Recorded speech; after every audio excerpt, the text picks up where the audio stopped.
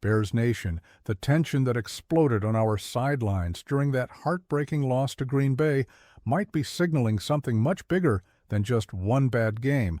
And welcome to Bears News Fan Report, your trusted source for breaking news, exclusive analysis, and everything happening with our Chicago Bears. What I'm about to break down for you today involves two of the most important pieces of this franchise's future, and the decisions that could be made in the coming months might completely reshape the direction of this team. Stay with me because this story has layers that go deeper than what you saw on that sideline camera. Sometimes the most telling moments in a season happen when the cameras catch something raw, something unfiltered, something that reveals the true state of a locker room. We all saw it in Week 14 against the Packers. The game was on the line, 4th and 1 inside the red zone, final seconds ticking away, and our offense had a chance to tie it up or take the lead. Instead, we got an interception thrown into the end zone, and immediately the camera cut to a player standing on the sideline with his helmet off and a look of absolute frustration painted across his face. That image told a story, and that story is what we need to unpack today because it might be the beginning of something that changes everything for the Bears moving forward. Let me set the stage for you. Head coach Ben Johnson is trying to install his offensive system, a system that emphasizes running the football effectively, utilizing two tight end sets, and creating a physical identity that can dominate in the trenches. It's a smart approach, especially in the NFC North, where weather and physicality matter in December and January. But here's the challenge. Not every player fits perfectly into every system, and when you have talented players who aren't getting the ball the way they expected, tension starts to build. That's exactly what we're seeing unfold right now, with one of our top offensive weapons, DJ Moore, finished that Packers game with just one reception for -4 yards. Let me repeat that. One catch for -4 yards. For someone who's been a consistent producer throughout his career, someone who the team believed would be a centerpiece of the offense, that's not just a bad game, it's a red flag. And when you combine that statistical anomaly with the visible frustration on the sideline, you start to realize this isn't just about one play or one game. This is about a growing disconnect between what a player expected his role to be and what the coaching staff is actually asking him to do. Ben Johnson addressed the situation on Monday, and his comments were revealing. He talked about how the game plan going in actually featured more than anyone else in the offense. He expressed surprise at seeing the final stat line, but he also made it clear that on that crucial 4th down play, Moore wasn't the answer, that he came open after Caleb Williams had already released the ball. That's coach speak for saying Moore's frustration, while understandable from his perspective, wasn't entirely justified from a technical standpoint, and that gap between perception and reality is where problems start to grow. Now let's talk about the bigger picture here. Moore is currently in the final year of his existing deal before a massive contract extension kicks in starting in 2026. We're talking about a 4-year extension worth $110 million that's about to begin. That's significant money, franchise-altering money, and it's money that locks the Bears into a specific direction for the next several years. But here's where it gets interesting. The team actually has an out. They could trade Moore this offseason and save $24.5 million against the salary cap in each of the next 4 years. Yes, they'd take on some dead cap hits, about $4 million per year for 3 years, but the net savings would be substantial. Think about what that kind of cap space could do for this roster. You could bring in an elite pass rusher, someone who can actually get to the quarterback consistently and change games defensively. You could upgrade at left tackle and finally give your young quarterback the protection he needs to develop properly. You could address multiple positions of need instead of having that money tied up in one player who might not fit the offensive system. The financial flexibility alone makes this worth considering, even before you factor in the chemistry issues we're starting to see. And speaking of chemistry, let's address the quarterback situation because this isn't just about one player being frustrated. Caleb Williams completed 19 of 35 passes for 186 yards against Green Bay, with 2 touchdowns and that critical interception. Those aren't terrible numbers on the surface, but they don't tell the whole story either. Williams is a rookie quarterback trying to navigate an NFL season, trying to learn a new system, trying to build chemistry with his receivers, and trying to do all of this while the team is struggling to find consistency. That's a lot of pressure on a young player, and when you add tension with one of your top receivers into the mix, it becomes even more complicated. The reality is that Johnson's offensive scheme focuses heavily on 12 personnel sets, meaning 2 tight ends on the field, and it prioritizes establishing the run game with a 2-headed backfield attack.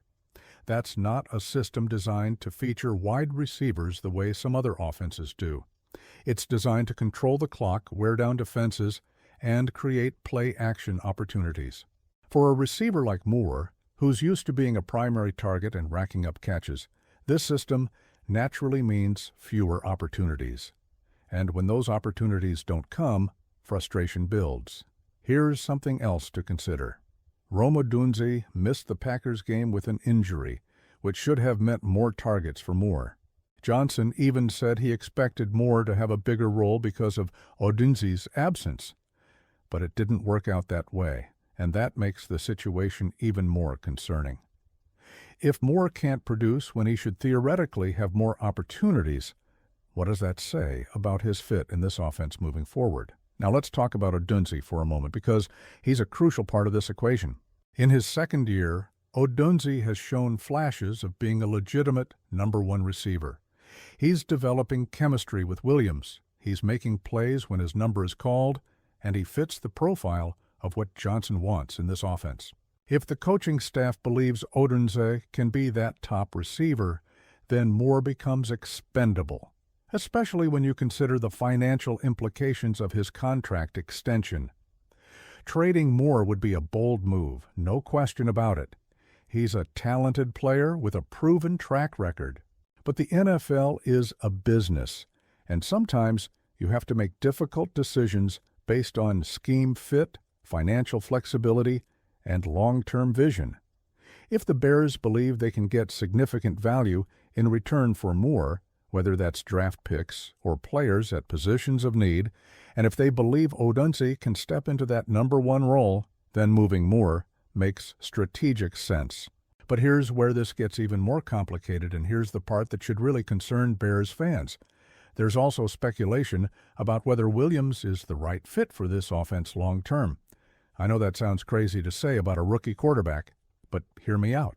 If the tension between Williams and Moore continues, if the offense continues to struggle with consistency, and if the coaching staff starts to question whether Williams can execute their vision, we could be looking at a scenario where both players end up elsewhere. That would be a massive reset, a complete overhaul of the offensive identity, but it's not outside the realm of possibility. The Bears have invested heavily in building this roster, and they're trying to create a winning culture under Johnson's leadership. If key players aren't buying into the system, if chemistry issues are creating distractions, and if the on-field results aren't meeting expectations, then changes will be made. That's just the reality of professional football. And right now, both Moore and Williams are under the microscope. So what does all this mean for the future of the Chicago Bears? It means we're potentially looking at a critical offseason where major decisions will be made. It means the organization will have to evaluate whether Moore's talent outweighs the scheme fit concerns and the financial implications. It means they'll have to decide if Williams is truly their franchise quarterback or if they need to explore other options. And it means Bears fans need to prepare for the possibility of significant changes to the offensive core. I want to be clear, I'm not saying Moore should definitely be traded, and I'm certainly not saying the Bears should give up on Williams after one season. What I am saying is that the situation we saw unfold against Green Bay is more than just a momentary frustration.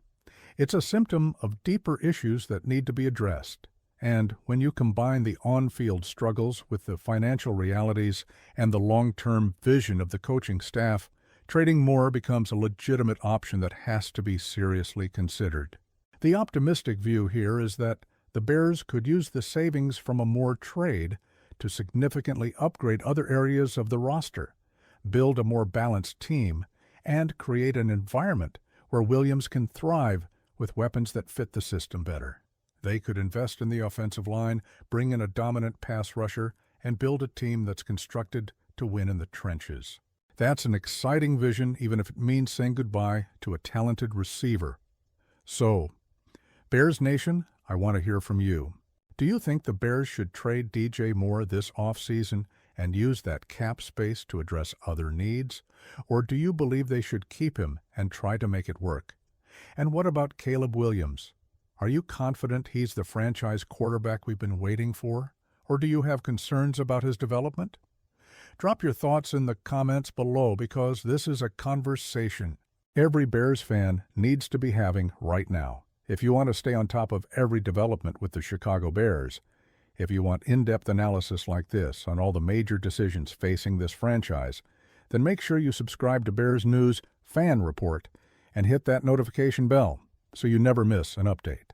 Smash that like button if you found this breakdown valuable, and share this video with every Bears fan, because we need to be talking about these critical issues. I'll be back with more exclusive content and breaking news. Bear down.